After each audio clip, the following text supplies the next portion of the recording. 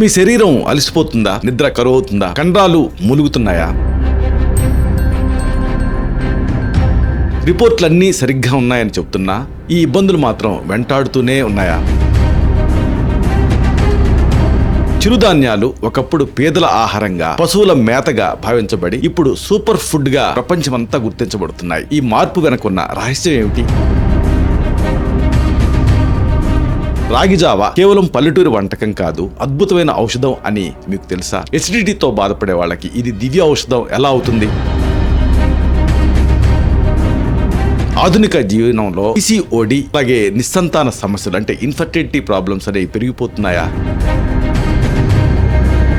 ఇది పాలిష్ చేసిన బియ్యం వినియోగం వల్లనే వస్తుందా? చిరుధాన్యాలు తీసుకోవటం అనేది పిసిఓడి నివారణకు ఎలా సహాయపడుతుంది? ఇలాంటి ఎన్నో రహస్యాల్ని ఈ వీడియోలో మనం వివరంగా తెలుసుకుందాం. మిత్రులారా నమస్కారం, నేను మీ డాక్టర్ చిరుమామిళ్ళ మురళీ మనోహర్. ఈ వీడియోలో చాలా ముఖ్యమైన విషయాన్ని మనం తెలుసుకోబోతున్నాం. చాలామంది ఈ చిరుధాన్యాలకి ఆయుర్వేదానికి మధ్య ఉన్న సంబంధం గురించి అడుగుతున్నారు. దీనికి సంబంధించిన పూర్తి సమాచారాన్ని ఈ వీడియోలో మనం తెలుసుకుందాం.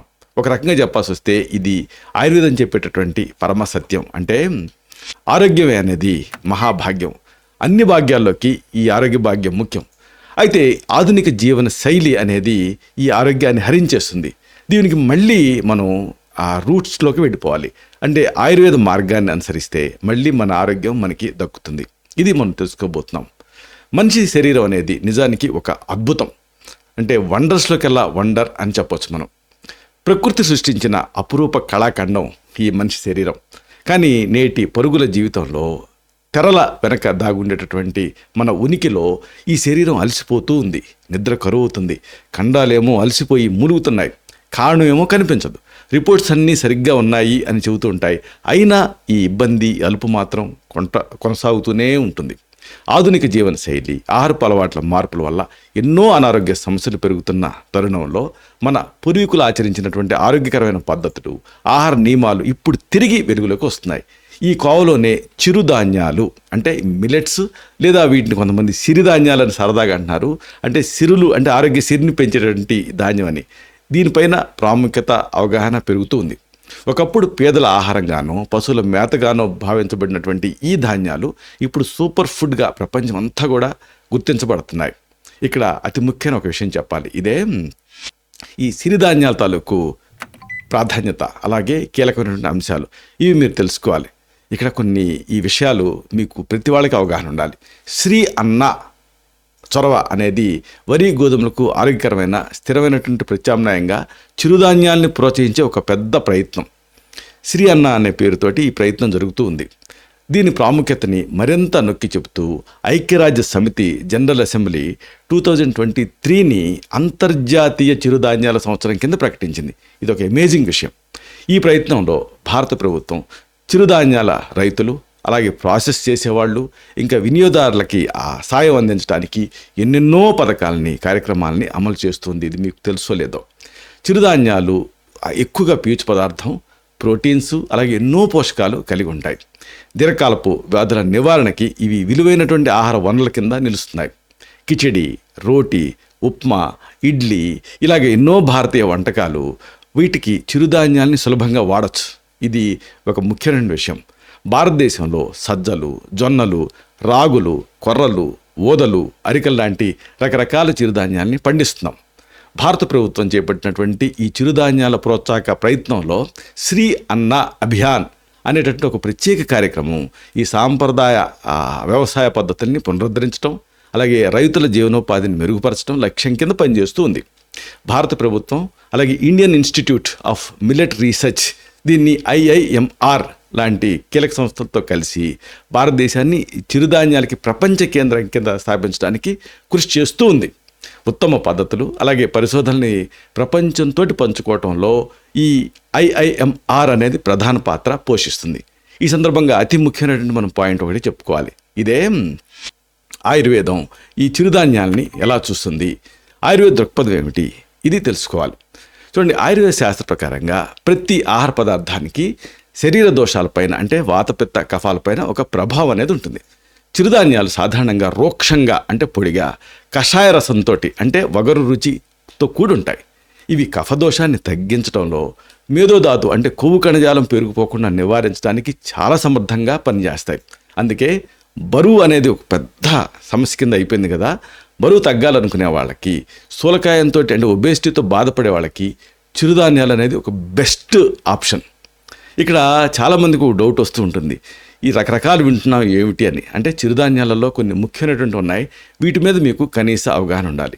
ఇలాంటి వాటిలో ముఖ్యంగా మనం చెప్పుకోవాల్సింది, మనందరికీ తెలిసింది, చిరుధాన్యాలంటే పాతకాలం ఒక జనరేషన్ క్రితం వరకు యంగ్స్టర్స్కి తెలిసింది ఏమిటి అంటే అన్నీ తెలియకపోవచ్చు, కానీ ఒకటి మాత్రం నిశ్చయంగా తెలుసు, ఇదే జొన్నలు. దీన్నే జోవర్ అని కూడా అంటారు. ఈ జోవర్కి రోటీ అని నార్త్లో బాగా ఫేమస్, నార్త్లో చదువుకున్న మన తెలుగు వాళ్ళకి కూడా ఫేమస్. కాబట్టి ఈ జొన్నలు బాగా ఫేమస్ చిరుధాన్యంలో.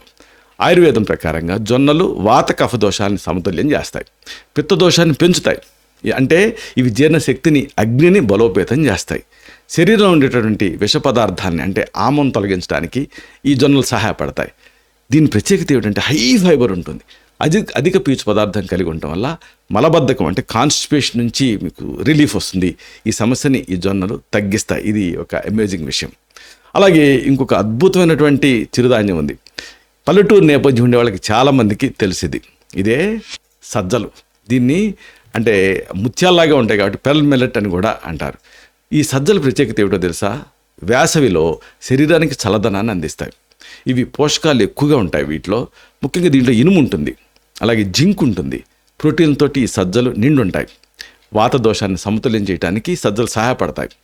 ఇక అతి ముఖ్యమైనది, మన తెలుగు రాష్ట్రాలలో మెయిన్గా రాయలసీమలో ఇది తెలియని వాడు ఉండరు, ఇదే రాగులు. ఈ రాగుల్ని ఫింగర్ మిల్లెట్ అని కూడా అంటారు. ఈ రాగుల ప్రత్యేకత ఏంటంటే కాల్షియంకి అద్భుతమైన వనరు. ఈ రోజుల్లో చాలామందిలో కాల్షియం లోపం కనిపిస్తుంది. ఎముకల ఆరోగ్యానికి, ఇంకా పిల్లల పెరుగుదలకి ఇది చాలా మంచిది. అందుకే రాగి మాల్ట్ చిరుధాన్యాలన్నింటిలోకి ఫేమస్. ఎందుకంటే గ్రోయింగ్ చిల్డ్రన్కి కొన్ని కార్పొరేట్ కంపెనీలు ఈ రాగి మాల్ట్ని ప్రత్యేకంగా తయారు చేస్తున్నాయి. ఇవి కఫదోషాన్ని తగ్గించి జీర్ణశక్తిని మెరుగుపరుస్తాయి. మెయిన్గా డయాబెటీస్ నియంత్రణకి రాగులు మేలు చేస్తాయని సాక్ష్యాధారాలతో సహా రుజువైంది. దీంట్లో ఉండేటటువంటి ట్రిప్టోఫాన్ అనేది చక్కటి ప్రశాంతమైనటువంటి నిద్రకి సహాయపడుతుంది. రాగి జావ కేవలం ఒక పల్లెటూరు వంటకం కాదు, అద్భుతమైనటువంటి ఆహార ఔషధం.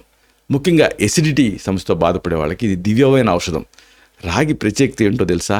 క్షార స్వభావం కలిగి ఉంటుంది, ఆల్కలైన్ ప్రాపర్టీ. అంటే ఏమిటి? ఎసిడిటీని తగ్గిస్తుంది. అంటే యాసిడ్కి బేస్ అనేది న్యూట్రలైజ్ చేస్తుంది కదా, అలాగా రాగిలో కాల్షియం కూడా పుష్కలంగా ఉంటుంది. మీకు తెలుసు లేదో, calcium it self is an antacid. ప్రతిరోజు ఉదయం టీ కాఫీ బదులుగా రాగి జావ తాగటం ఆరోగ్యానికి చాలా మంచిది. ఇది తెలుసుకుంటే మీరు ఔరా అనుకుంటారు. ఆయుర్వేదం శతాబ్దాలుగా రాగి తాలూకు గొప్పదనాన్ని చెప్పింది. ఆధునిక శాస్త్రం ఇప్పుడు దీంట్లో ఉండేటువంటి ఆ క్షారగుణాన్ని, కాల్షియం స్థాయిల్ని నిర్ధారిస్తూ కాల్షియం డెఫిషియన్సీస్లో దీన్ని రికమెండ్ చేస్తూ ఉంది. ఇక తర్వాత మనం చెప్పుకోవాల్సిన చిరుధాన్యం ఏమిటంటే కొర్రలు. దీన్ని ఆ ఫాక్స్టైల్ మిల్లెట్ అనేటువంటి పేరుతో పిలుస్తారు. కొర్రల ప్రత్యేకత ఏమిటంటే బాగా ఫైబర్ ఎక్కువ ఉంటుంది, అసలు కొరకొర అన్నట్టుగా ఉంటుంది. ఇది కొర్రలు డైజెషన్కి అంటే దీంట్లో ఉండేటువంటి ఫైబర్ వల్ల దీన్ని కాస్త బాగా కుక్ చేసి బాగా తీసుకోవాల్సి ఉంటుంది. జీర్ణ వ్యవస్థకి ఇది మేలు చేస్తుంది. ఇది రక్తంలో చక్కెర స్థాయిని బాగా కంట్రోల్ చేస్తుంది, కొలెస్ట్రాల్ తగ్గించడానికి సహాయపడుతుంది. మెయిన్గా ముఖ్యంగా ఈ గుండె ఆరోగ్యానికి కొర్రలు చేసేటువంటి మేలు అంతా ఇంత కాదు, ఇది కూడా పరిశోధనలో తేలింది. ఆ తర్వాత మోడరేట్గా అంటే ఈజీగా కుక్ చేస్తూ మరీ అంతగా ఇబ్బంది లేకుండా ఉండేటటువంటి మరొక చిరుధాన్యం ఉంది, ఇదే అరికలు. ఇది చాలామంది కార్డియాలజిస్టులు, తర్వాత ఎండోక్రైనాలజిస్టులు రికమెండ్ చేసేది అరికల గురించి. అరికలు రక్తహీనత అంటే ఎనీమియా ఉన్న వాళ్ళకి, మలబద్ధకంతో బాధపడే వాళ్ళకి మంచిది. ఇది రక్తాన్ని శుద్ధి చేస్తాయి, శరీరానికి శక్తిని అందిస్తాయి. అలాగే ఈ చిరుధాన్యాలలో అంతగా అందరికీ తెలియనిది ఒకటి ఉంది, ఇదే ఓదలు. ఈ ఓదలు కూడా చాలా మేలు చేస్తాయి, కానీ చాలామందికి ఇది తెలియకపోవచ్చు. ఓదలు తక్కువ కార్బోహైడ్రేట్ కలిగి ఉంటాయి, ఇది నెమ్మదిగా జీర్ణం అవుతాయి, కాబట్టి రక్తంలో చక్కెర స్థాయిలు ఒక్కసారిగా పెరగవు. జీర్ణాశయపు ఆరోగ్యానికి ఇది మంచిది. అలాగే ఇంకొకటి ఈ మిల్లెట్స్లో ముఖ్యమైనది సామలు. దీన్ని మిల్లెటే లిటిల్ అనుకుంటే మళ్ళీ ఇంకా లిటిల్గా ఉంటుంది, అందుకే లిటిల్ మిల్లెట్ అంటారు. సామలు అజీర్ణాన్ని తగ్గిస్తుంది, అతిసారం లాంటి సమస్యలకు మంచిది. మెయిన్గా లేడీస్ హెల్త్ అంటే ఆడవారి ఋతుక్రమ సమస్యలకి, కీళ్ళ నొప్పులకి ఇది అద్భుతంగా పనిచేస్తుంది, ఒక మంచి ఆహార ఔషధం. అయితే ఇదే సందర్భంగా చాలామంది మన సబ్స్క్రైబర్స్ అడుగుతుంది ఏంటంటే అసలు దీనికి రిలేషన్ ఏమిటి అంటే ఈ ఆయుర్వేద గ్రంథాలలో చిరుధాన్యాలకు సంబంధించిన ప్రస్తావన ఏమిటి అని అడుగుతున్నారు. చూడండి, చరక సంహిత, సుశ్రుత సంహిత లాంటి ప్రాచీన ఆయుర్వేద గ్రంథాలలో చిరుధాన్యాల ప్రస్తావన ఉంది. వీటిని తృణధాన్యాలు లేదా క్షుద్రధాన్యాలు అని అంటారు. క్షుద్రం అంటే చిన్నదని, అంతేగాని అదేదో క్షుద్రశక్తి అని కాదు. ఈ గ్రంథాలు వీటి శీతల గుణాన్ని కరెక్ట్ వేలో ఉపయోగిస్తే శీతల గుణం గురించి చెబుతూ రోక్ష స్వభావాన్ని కూడా చెప్పాయి. అలాగే పీచు పదార్థం అధికంగా ఉండటాన్ని కూడా చెప్పాయి. ఇది కఫదోషం వల్ల వచ్చేటటువంటి అనారోగ్యాలకి, అధిక బరువుకి, మెయిన్గా డయాబెటీస్కి మంచిది అని చెప్పాయి. అయితే వాత ప్రకృతి ఉన్న వాళ్ళు మాత్రం వీటిని మితంగా కాస్త స్నేహద్రవ్యాలు అంటే నెయ్యి లాంటి వాటితోటి కలిపి తీసుకోవాలని గ్రంథాలు సూచిస్తాయి. అతిగా తీసుకుంటే వాతదోషం పెరిగి కడుపు ఉబ్బరింపు అంటే బ్లోటింగ్ వచ్చేటువంటి అవకాశం ఉంటుంది. అయితే ఇలాంటి ఈ సమస్యలను ఈజీగా నివారించవచ్చు. ఇంగువ లాంటివి చేర్చడం ద్వారా ఈ సమస్య నుంచి బయటపడవచ్చు. అలాగే బాగా నానబెట్టి బాగా ఉడకబెడితే కూడా ఈ బ్లోటింగ్ సమస్యని చాలా వరకు మినిమైజ్ చేయొచ్చు. అలాగే బాగా నమిలి తింటే కూడా ఈ సమస్య అంతగా ఇబ్బంది పెట్టకుండా ఉంటుంది. అయితే అసలైన మరొక కీలకమైన విషయం ఉంది. ఇదేంటంటే ఈ సామాజిక, అలాగే ఆర్థిక, ఇంకా మెయిన్గా ఈ సాంస్కృతిక కోణాలు. ఇది మనం ముఖ్యంగా చిరుధాన్యాల గురించి చెప్పాలనుకున్నప్పుడు చెప్పుకోవాలి. చూడండి, చిరుధాన్యాల తాలూకు ప్రత్యేకత ఏంటంటే పునరుజ్జీవనం అనేది ఇక్కడ ఇంపార్టెంట్. ఇది ఆరోగ్యానికి మాత్రమే కాదు, సామాజిక ఆరోగ్యానికి, ఆర్థిక వ్యవస్థ కూడా ఇది మేలు చేస్తుంది. ఒకప్పుడు మన తాత ముత్తాతలు పండించినటువంటి ఈ ధాన్యాలు అధికంగా నీళ్లు అవసరం లేని మెట్ట పంటలు, తక్కువ వర్షపాతం, కరువు ప్రాంతాలు పరిస్థితుల్లో కూడా ఇవి బాగా పండుతాయి. అది దీని ప్రత్యేకత. వర్షాభావం ఉన్న పరిస్థితుల్లో కూడా ఇది పండుతుంది ఈ చిరుధాన్యం అనేది. ఇది రైతుల ఆర్థిక స్థితిని మెరుగుపరుస్తుంది. వరి, గోధుమ చూడండి, మాగాణి భూములు అంటే కృష్ణా, గోదావరి, డెల్టా ప్రాంతాలలో అయితే వాళ్ళకి బోల్డని నీళ్లు. మరి మిగతా ప్రాంతాల సంగతి ఏమిటి అంటే మిగతా ప్రాంతాలు, అందుకనే మీరు ఆ రైతుల ఆర్థిక పరిస్థితి మీరు గమనిస్తే కృష్ణా, గోదావరి, డెల్టా ప్రాంతాల్లో ఉండేటువంటి రైతులంత ఆర్థిక పరిస్థితి మిగతా రైతులకు ఉండదు. ఎందుకంటే నీళ్లు తక్కువ. కానీ అలాంటి అభావం అంటే వర్షాభావ పరిస్థితులలో కూడా రైతుల ఆర్థిక స్థితిని మెరుగుపరుస్తుంది ఈ చిరుధాన్యం అనేది. అంటే వరి, గోధుమ పంట పైన ఆధారపడటాన్ని తగ్గిస్తుంది. దీంతో పర్యావరణ సమతుల్యాన్ని కూడా కాపాడుకోవచ్చు. అన్నదాత సుఖీభవ అనే మాట చిరుధాన్యాల సాగుతోటి నిజం అవుతుంది. ఇక్కడ ఇంకొక ముఖ్యమైన విషయం ఉంది. ఆహార భద్రత అంటే ఫుడ్ సెక్యూరిటీ అంటారు. ఫుడ్ సెక్యూరిటీ విషయంలో చిరుధాన్యాలు కీలకమైన పాత్ర పోషిస్తాయి. ప్రభుత్వాలు ప్రజా పంపిణీ వ్యవస్థ అనేది ఉంటుంది, అంటే పీడిఎస్ అంటారు. దీంట్లో పాఠశాలల్లో మధ్యాహ్న భోజన పథకంలో దీన్ని చేర్చారనుకోండి, అప్పుడు ఇక చూడండి పోషకాహార లోపాన్ని తగ్గించవచ్చు. అలాగే ఇది పేద మధ్యతరగతి వర్గాలకి ఎంతో సహాయపడుతుంది. శ్రీ అన్న అనే పేరుతోటి దీన్ని ప్రచారం చేయటం మన సంస్కృతిలో వీటికి ఉన్నటువంటి ప్రాధాన్యతని తిరిగి ఇది నిలబెడుతుంది. పండగలప్పుడు, శుభకార్యాలప్పుడు అరిసెలు, జంతికలు ఇలాంటి పిండి వంటలలో చిరుధాన్యాల పిండిని వాడటం మన సాంప్రదాయంలో ఒక భాగం. దాన్ని మర్చిపోయి బర్గర్లు, పిజ్జాల వెంట పడటం రాజకీయ నాయకుల ఎన్నికల హామీలాగే తాత్కాలిక సంతోషాన్ని ఇవ్వచ్చు, కానీ దీర్ఘకాలపు ప్రయోజనాల్ని దూరం చేస్తుంది. ఇది రెగ్యులర్గా తీసుకుంటూ ఉంటే, చిన్నప్పటి నుంచే పిల్లలకి దీన్ని అలవాటు చేస్తే ఇక వాళ్ళకి ఈ అనారోగ్యాలు చీటికి మాటికి ఇబ్బంది పెట్టకుండా ఉంటాయి. కాబట్టి whatever you feed you will get rot as printout అంటారు. If you feed rot you will get rot as printout. మనం మంచిని ఫీడ్ చేస్తే కంప్యూటర్కి మంచి ప్రింట్అవుట్ వస్తుంది. పిల్లలకి చిన్నతనం నుంచి ఇది అలవాటు చేసామనుకోండి, వాళ్ళు ఇక దీన్నే ఒక మెయిన్ ఫుడ్ కింద అంగీకరిస్తారు, దీన్నే తీసుకుంటూ ఉంటారు. కాబట్టి తల్లిదండ్రులుగా ఇది మీ బాధ్యత. ఇక్కడ ఇంకొక ముఖ్యమైన విషయం ఉంది. ఇదేంటంటే సాంప్రదాయం అండి. అన్నిటికంటే గొప్పది మన మూలాలు. ఈ సాంప్రదాయపు ఆహారపు శక్తిని మనం గ్రహించాలి, దీన్ని అడాప్ట్ చేసుకోవాలి. ఆహారం మన శరీరానికి ఇంధనం. అంటే సరైన ఇంధనం లేదనుకోండి, శరీరం సమర్థవంతంగా పనిచేయదు. మన పూర్వీకులు అనుసరించినటువంటి ఆహారపు విధానం అద్భుతమైంది, ఇంకా అది మ్యాచ్లెస్. పీచు పదార్థం ఎక్కువగా ఉండేటువంటి చిరుధాన్యాలు అంటే రాగి, జొన్న, సామల్ లాంటివి. దంపుడు బియ్యం అంటే అన్పాలిష్డ్ గ్రెయిన్స్, అంటే ఇక్కడ కూడా హ్యాండ్ పౌండెడ్ రైస్ అంటాం. ఇంకా స్పష్టంగా చెప్పాల్సి వస్తే తాజా కూరగాయలు తినేవాడు మన పూర్వీకులు. మీరు ఒక జనరేషన్ బ్యాక్ వెళ్ళి ఆలోచిస్తే జొన్నల్ని దంచేవాళ్ళు, రోళ్ళల్లో దంచి ఆ నానబెట్టిన జొన్నల్ని, ఆ పచ్చ జొన్నల్ని దాంతో అన్నం వండుకునేవాళ్ళు.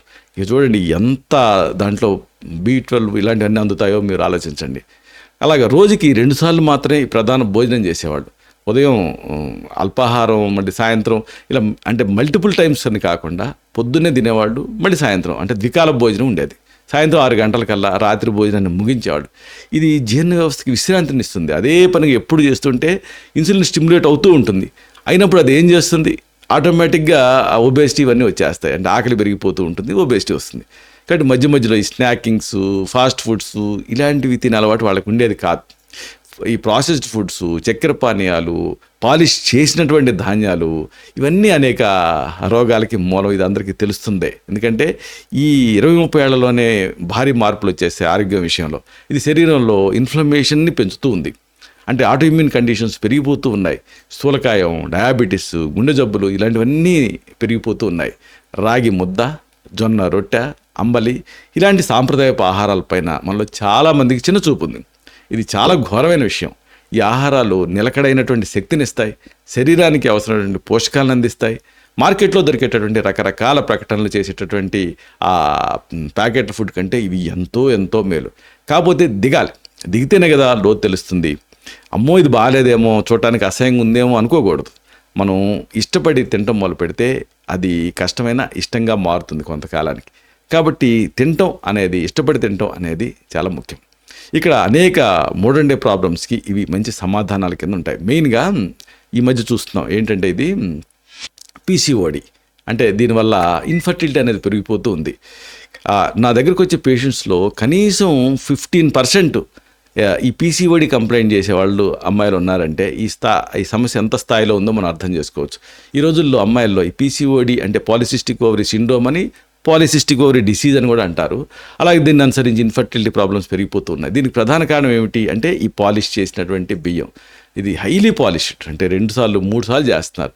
దీంట్లో గ్లైసిమిక్ ఇండెక్స్ ఎక్కువ, అధికంగా దీన్ని తీసుకోవటం వల్ల ఈ పాలిష్ చేసిన బియ్యంలో పీచు పదార్థం చాలా తక్కువ ఉంటుంది. ఇది శరీరంలో ఏం చేస్తుంది, చక్కెర స్థాయిల్ని వేగంగా పెంచేస్తుంది. అంటే ఇన్సులిన్ రెసిస్టెన్స్ అనేది దీనివల్ల వస్తుంది. ఇన్సులిన్ నిరోధకత, ఇన్సులిన్ రెసిస్టెన్స్ ఉంటుంది కానీ అది ఉపయోగపడదు. ఇది ఏం చేస్తుంది, ప్రీ డయాబెటీస్లోకి మారుతుంది. ఇది హార్మోన్ల సమతుల్యాన్ని దెబ్బతీస్తుంది, అంటే బ్యాలెన్స్ని డిస్టర్బ్ చేస్తుంది. ఇది పీసీఓడికి ఒక కారణం. ఈ బియ్యం తాలూకు వినియోగం తగ్గించి ఈ చిరుధాన్యాలు తినటం అనేది ఈ సమస్యకు నివారణ కింద సహాయపడుతుంది. ఇది నిజానికి చాలా అంటే మ్యాగ్నిఫిషెంట్గా పెరుగుతుంది. మామూలుగా మీకు తెలియకపోవచ్చు ఇది, కానీ డాక్టర్ల కింద మాకు తెలుస్తుంది. అంటే ఈ పీసీఓడి సమస్య ఎంతగా ఉందంటే కళ్ళు మూసుకొని ఎట్లయితే ఇండియన్స్లో ఈ రోజుల్లో ఎనీమియా ఉందో, ఇండియన్స్లో ఎట్లయితే విటమిన్ డి లోపం ఉందో, ఇండియన్స్లో ఎట్లయితే విటమిన్ B12 లోపం ఉందో, ఇండియన్స్లో ఆడపిల్లల్లో అలాగే పీసీఓడి ఉంది. కాబట్టి అంత భయంకరంగా ఈ పీసీఓడి సమస్య పెరుగుతుంది. దానికి పరిష్కారం చిరుధాన్యాలు. బియ్యం బదులుగా చిరుధాన్యాలు వాడండి. అనంతమైనటువంటి బాధలకి మీరు సెలవు పెట్టేయచ్చు. ఇక ఇదే సందర్భంగా ఇంకొక ముఖ్యమైన విషయం చెప్పాలి. ఇదేంటంటే అవసరమైనటువంటి పోషకాలు, ఎసెన్షియల్ న్యూట్రియంట్స్ అని ఉంటాయి. ఇవి ఎసెన్షియల్ న్యూట్రియంట్స్ సహజ మార్గాల్లో మనకు అందాలి. అంటే ఆర్టిఫిషియల్గా క్యాప్సూల్స్, ట్యాబ్లెట్స్ లాగా కాకుండా ఇవి అందాయనుకోండి, అప్పుడు మీకు అది నిలబడుతుంది ఆ ఎఫెక్ట్ అనేది. విటమిన్ డి, ఐరన్, కాల్షియం ఇలాంటి పోషకాలు శరీరానికి చాలా ముఖ్యం. వీటి కోసం వెంటనే ఆ సప్లిమెంట్లపైన ఆధారపడటం సరైన పద్ధతి కాదు. సహజ మార్గాల్లో వీటిని పొందొచ్చు. ఎలా? ఉదాహరణకు విటమిన్ డి తీసుకుందాం. ఉదయం లేత ఎండలో కొంత సమయం గడపండి. ఇది శరీరంలో విటమిన్ డి తయారీకి సహాయపడుతుంది. ఇది ఒక అద్భుతమైన విషయం, చాలామంది నెగ్లెక్ట్ చేస్తున్నారు. అలాగే ఐరన్ ఉందనుకోండి, ఆ సేంద్రియ పద్ధతిలో పండించినటువంటి బెల్లం దీన్ని తీసుకోవచ్చు. లేకపోతే తాటి బెల్లం వాడచ్చు, మునగాకు వాడచ్చు, కరివేపాకు వాడచ్చు. ఇలాంటి ఆకుకూరలు అన్నింటిలో ఐరన్ అనేది ఉంటుంది. ఇక కాల్షియం చెప్పుకున్నాం కదా, రాగులు అనేవి కాల్షియంకి మూలం. కాబట్టి రాగి ఆధారిత ఆహారాలు తీసుకుంటూ ఈ మజ్జిగ ఇలాంటి బాగా తీసుకున్నాను అనుకోండి, కాల్షియం లోపాన్ని తగ్గిస్తాయి.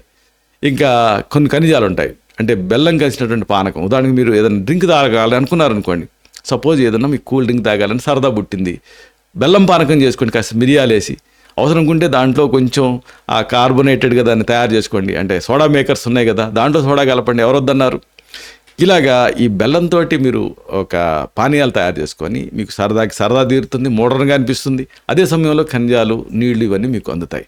ఇలాగ సప్లిమెంట్లు అవసరమైనప్పుడు తీసుకోవచ్చు, తప్పులేదు. కానీ ప్రాథమికంగా వాటి మీదనే ఆధారపడకండి.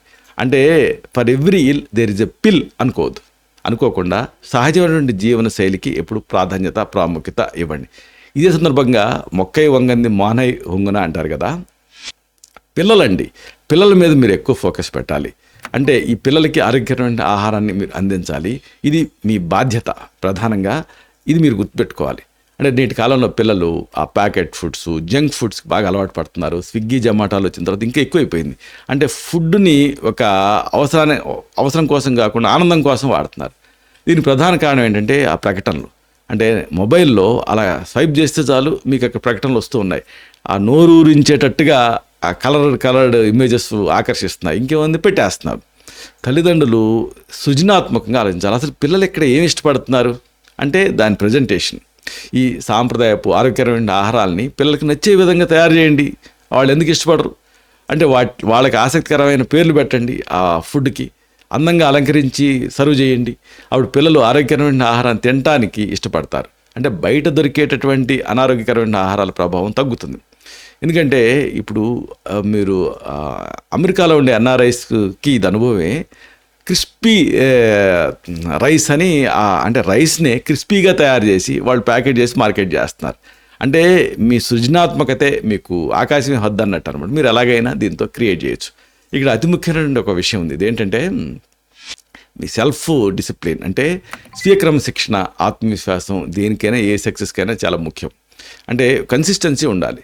శారీరక ఆరోగ్యంతో పాటు మానసిక ఆరోగ్యం చాలా ముఖ్యం. కృతపాత్ర న్యాయం అంటుంది ఆయుర్వేదం దీన్ని. స్వీయ క్రమశిక్షణ, సెల్ఫ్ డిసిప్లిన్ అనేది ఆత్మవిశ్వాసాన్ని పెంచుతుంది. చిన్న చిన్న పనులతోటే దీన్ని సాధించుకోవచ్చు. ఉదయం లేవగానే బెడ్ సరి చేసుకోవటం, ఇంటి పనుల్లో ఇన్వాల్వ్ అవ్వటం, ఇవి మనకి గౌరవాన్ని పెంచుతాయి. అలాగే ఫుడ్ విషయంలో కూడా ఆ ఫుడ్ని మనం తయారీలోకి పాలు పంచుకున్నాం అనుకోండి, దానిపైన ఆసక్తి పెరుగుతుంది. అలాగే మన కోసం మనం కొంత సమయం కేటాయించుకోవాలి. సూర్యోదయం, సూర్యాస్తమయాన్ని చూడాలి. నిశ్శబ్దంగా కూర్చోవటం లాంటివి మనసుకి ప్రశాంతతనిస్తాయి, స్పష్టతనిస్తాయి. అన్నిటికీ ఒక పర్పస్ని ఎత్తకూడదు. అంటే నిశ్శబ్దంగా కూర్చున్నాం అనుకోండి, ఏమిటి టైం వేస్ట్ అవుతుంది అనుకోకూడదు. కాబట్టి ఒత్తిడి, ఆందోళన నుంచి బయటపడటానికి ఇది చాలా ముఖ్యం. అంటే ఏమిటి అంటే ఆ ప్రెజెన్స్ని మీరు ఎంజాయ్ చేయాలి. ఇక్కడ అతి ముఖ్యమైన మరొక విషయం ఉంది. ఇన్ఫర్టిలిటీ ఈ రోజుల్లో బాగా పెరిగిపోతూ ఉంది. కాబట్టి పిల్లలు, యంగ్స్టర్స్ శ్రద్ధ పెట్టాల్సినటువంటి ఒక అంశం ఏంటంటే పెళ్ళికి ముందు సాధారణ ఆరోగ్యం అనేది చాలా ముఖ్యం. సాధారణ ఆరోగ్యం బాగుంటే సెక్సువల్ హెల్త్ బాగుంటుంది. అలా కాకుండా సెక్సువల్ హెల్త్ గురించి ప్రత్యేకంగా అంటూ ఏముండదు.